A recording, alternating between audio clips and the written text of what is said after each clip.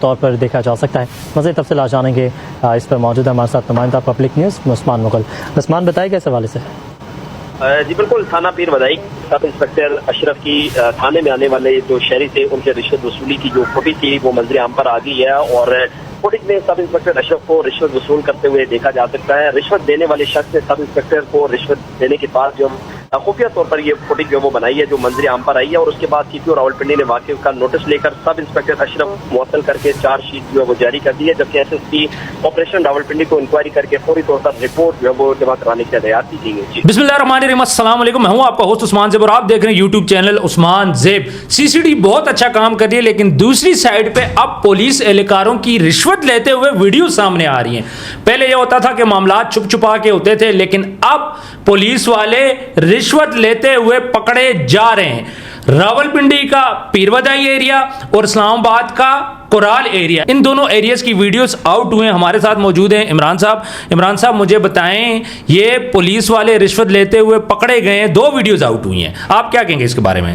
بہت شکریہ جی عثمان بھائی. پہلی ویڈیو جو وائرل ہوئی ہے وہ پیروادائی کے اندر ہوئی، اور جب ویڈیو وائرل ہوتی ہے تو ہمارے سی پی او ہیں جناب خالد ہمدانی صاحب، انہوں نے فی الفور اس ویڈیو پہ نوٹس لیا اور جو سب انسپیکٹر اشرف ہے جو پیروادائی تھانے میں ڈیوٹی سر انجام دے رہا تھا اس کو فی الفور انہوں نے ڈسمس کر دیا ہے. ڈسمس کر دیا ہے؟ جی ڈسمس کر. پہلے تو بتائیں کہ یہ رشوت کتنی اماؤنٹ کتنی تھی؟ سر یہ بیسیکلی کیا ہوا، جن بندوں کے ساتھ کوئی بھی کیس تھا اس حوالے سے وہ بیسیکلی کافی ٹائم سے پرسیو کر رہے تھے، لیکن وہ ان کو کوئی کام نہیں لٹکا رہے تھے.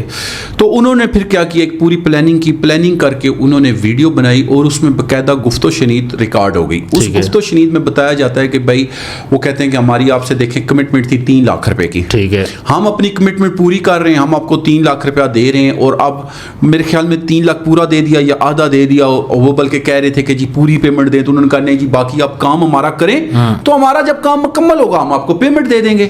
یہ ان کی ساری باتیں ریکارڈ میں آ گئی، اور جب ریکارڈ میں آئی تو یہ معاملہ پورا ہائی لائٹ ہو گیا، کیونکہ وہ وہاں سے اٹھ کے جب گئے تو انہوں نے یہی ویڈیو سوشل میڈیا پہ ڈال دی. اچھا جی اچھا، اب ان کو معطل کر دیا گیا، کیا ان کو سزا نہیں دینی چاہیے؟ دیکھیں سر، تھانوں میں ہم اکثر دیکھ رہے ہیں کہ اس طرح کے معاملات اکثر و بیشتر پیش آ رہے ہیں. ٹھیک ہے، اب کیا ہوتا ہے کہ ان کو معطل وقتی کر دیا جاتا ہے، بعد میں ان کی انویسٹیگیشنز ہوتی ہیں اور پھر کچھ بحال ہو جاتے ہیں واپس بحال ہو جاتے ہیں. لیکن عوام اب یہ چاہ رہی ہے کہ بھائی ایسے لوگوں کو فی الفور ڈسمس کیا جائے اور ان کے خلاف قانونی کارروائی کی جائے، عبرت کا نشانہ بنایا جائے. دیکھیں جیسے سی سی ڈی کو ہم مثال دیتے ہیں اس کے ساتھ ساتھ، سی سی ڈی سے پہلے لوگوں میں کوئی خوف و ہراس نہیں تھا، انہوں نے 8-10-100 انکاؤنٹر کر دیے ہیں. اب ان کے یہ جو انکاؤنٹر ہوئے ہیں اس سے پورے پنجاب کے اندر آپ دیکھیں کہ ہر بدماش جو کہیں پہ بھی کوئی کام کر رہا تھا وہ اب دبک کے رہ گیا ہے. بالکل ایسی ہے، وہ بالکل کنارے پہ ہو گیا ہے. بالکل ایسی ہے. آپ دیکھیں پہلے آپ کو روز سننے میں آتا تھا کہ جی فلانی پلاٹ پہ قبضہ ہو گیا ہے، فلانا جی جگہ ٹیکس لے رہا ہے، فلانا یہ کر رہا ہے. سی سی ڈی کے آنے سے یہ سب چیزیں خاموشی کر گئی ہیں. بالکل ایسی. کیوں ہے؟ خوف آ گیا. بالکل اسی طرح جب تھانوں کے اندر خود رشوت لینے والوں پہ بھی یہ امپلیمنٹ ہوگا تو یہ خوف پیدا ہوگا. بالکل ایسے ہی ہے.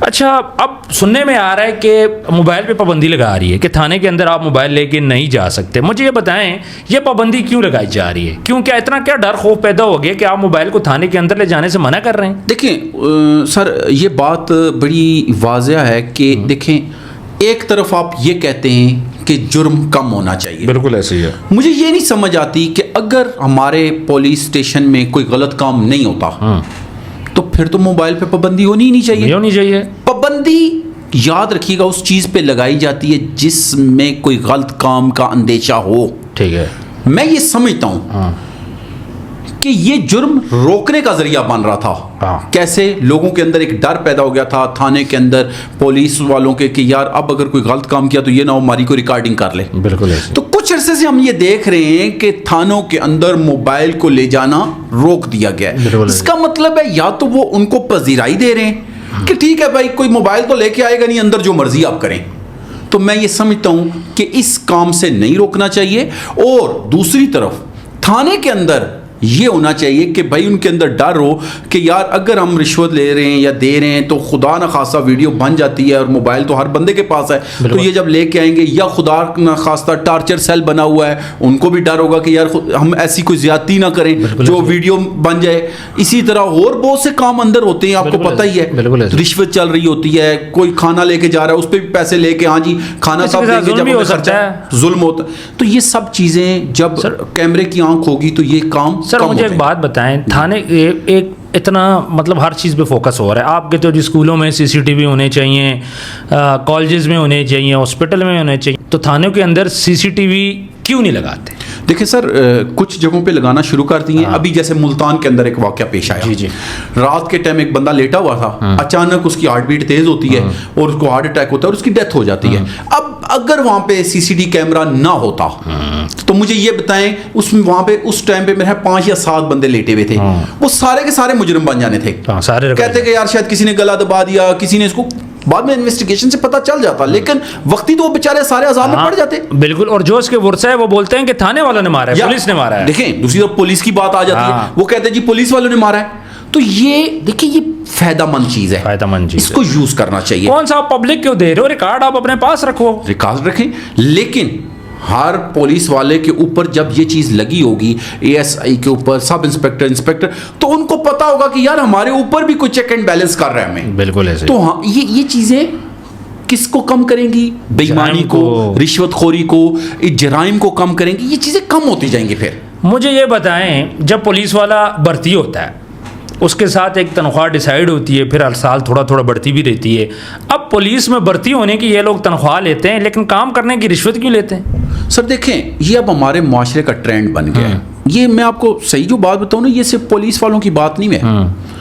آپ اس ٹائم سرکاری کسی بھی ادارے میں چلے جائیں, یہ لوگ دفتروں میں جانے کی تنخواہ لیتے ہیں, جبکہ کام یہ اس وقت تک نہیں.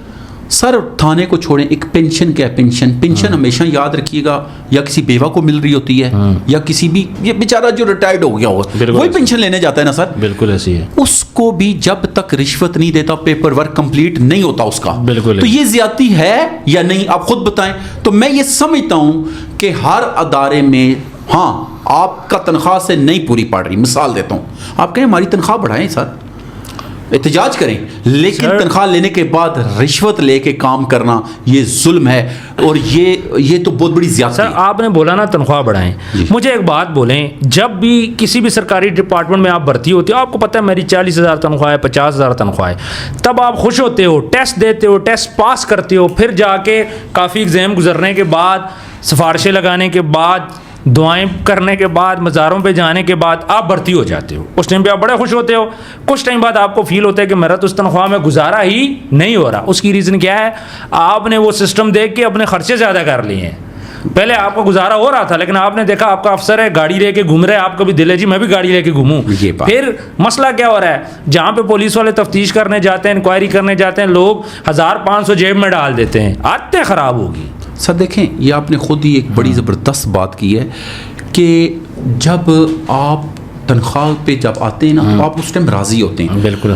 معاشرے کے اندر ایک ماحول ہے, ایک بندہ دیکھتا ہے یار یہ دوسرا میرا جو سپاہی ہے, میں 40,000 روپیہ لے رہا ہوں, یہ تو 40 لاکھ یا 4 لاکھ روپے کی دیہڑ لگاتا ہے. ایسا ہی ہے. وہ اس کو دیکھ کے, کسی نے کہا تھا نا کہ وہ کیسے تھا, رنگ خربوزہ کو دیکھ کے رنگ پکڑتا ہے. تو یہی معاملہ ہے سر, خربوزے کو دیکھ کے رنگ پکڑنے والا معاملہ ہے سر, اور کچھ بھی نہیں ہے.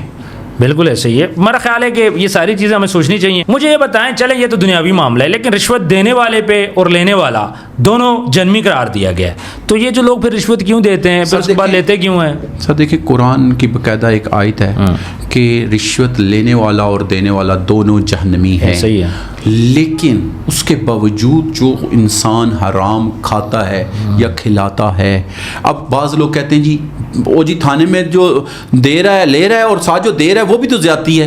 سر آپ نے کبھی یہ دیکھا ہے کہ وہ سال بیچارہ جوتیاں گھسیٹ کے پھٹ جاتی ہیں اس کی, وہ مرنے پہ آ جاتا ہے, اس کو انصاف نہیں ملتا, وہ پتہ نہیں کیوں اتنا مجبور ہو کے وہ رشوت دینے پہ آتا ہے. ہے غلط, میں کہتا ہوں دینے والا لینے والا دونوں اس کا حصہ بن گئے, لیکن یہ بھی معاشرے کا فالٹ ہے سر.